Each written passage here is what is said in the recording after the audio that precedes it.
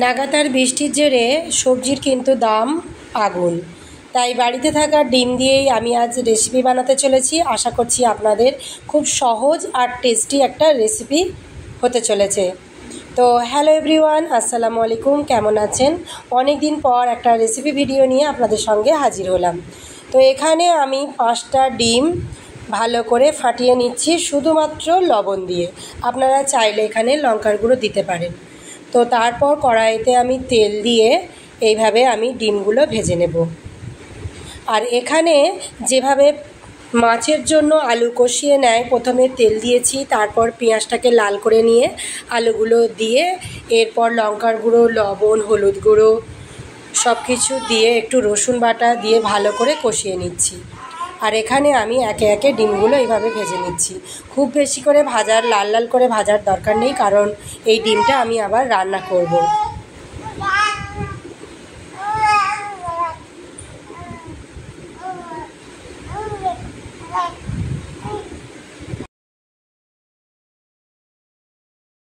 সারাদিন বৃষ্টি হচ্ছে, তো এই বৃষ্টির মধ্যে সেভাবে যদি বাইরে বেরোনো না যায় বা কিছু কেনাকাটা না যায়, এইভাবে একটা তরকারি আপনারা করে নিতেই পারেন। দেখুন খুব বৃষ্টি হচ্ছে বাইরে, এটা কালকের ভিডিও। আর আমি ছোটোটাকে নিয়ে এডিট করছি, তাই ওর কথাও শোনা যাচ্ছে। আচ্ছা আচ্ছা আচ্ছা,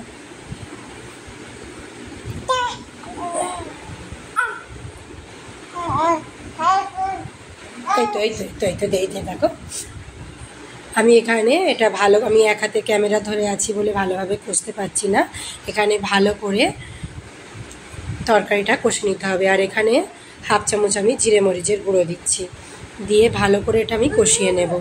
আর সাইডে আমার কিছু ডিম দেখতে পাবে আমি রেখেছি, ওই ডিমগুলো দিয়ে আমি একটা খুব শীঘ্রই কাজ করতে চলেছি, তো অবশ্যই আপনাদের সঙ্গে শেয়ার করব। তো বাইরে বৃষ্টি এখনও হচ্ছে, তো আমি এখানে একে একে ডিমগুলো আমি এইভাবে ভেজে নিচ্ছি। আমি এখানে 2 পিস ডিম, 5টা ডিমকে দুভাগে ভাগ করে আমি এখানে ভেজে নিয়েছি। আর যে ডিমটা আছে এভাবে আমি ভেজে নেব।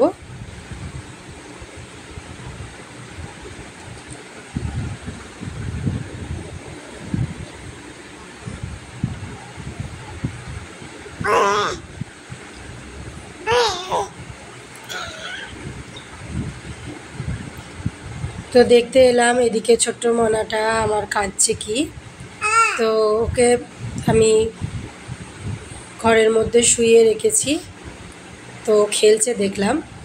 তো আবার রান্নায় ফিরে যাই। তো এখানে আমার কষানো হয়ে গিয়েছিল, আমি অল্প জল দিয়ে দিয়েছি। পরিমাণ মতো জল দিয়ে দিচ্ছি।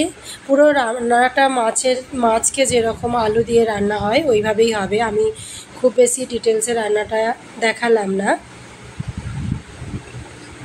তো আমি এটা ফুটে যাওয়া পর্যন্ত অপেক্ষা করব। আর এখানে আমি ডিমগুলো ভেজে নেব।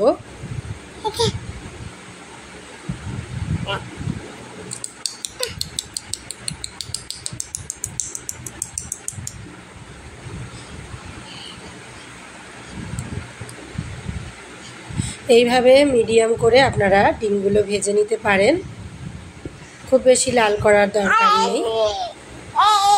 আমি কিন্তু এইখানে ডিমের অমলেটে কোনো পেঁয়াজ বা কাঁচা লঙ্কা কিছুই দিইনি। তো আপনারা চাইলে পেঁয়াজ দিতে পারেন, কিন্তু ডিম যেভাবে রান্না করলে পেঁয়াজ না দিলেই ভালো লাগে।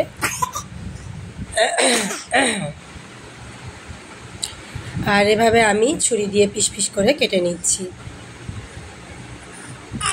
তো এক হাতে ক্যামেরা ধরে আছি তাই কাটা যাচ্ছে না, তো আমি কেটে আপনাদের সঙ্গে দেখাচ্ছি। তো এইভাবে পিস পিস করে কেটে নিয়েছি।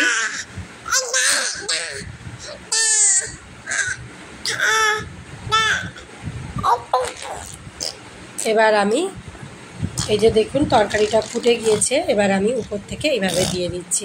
তো এইভাবে যদি আপনারা রান্না করেন তাহলে কিন্তু এই রান্নাটা ভালো লাগে।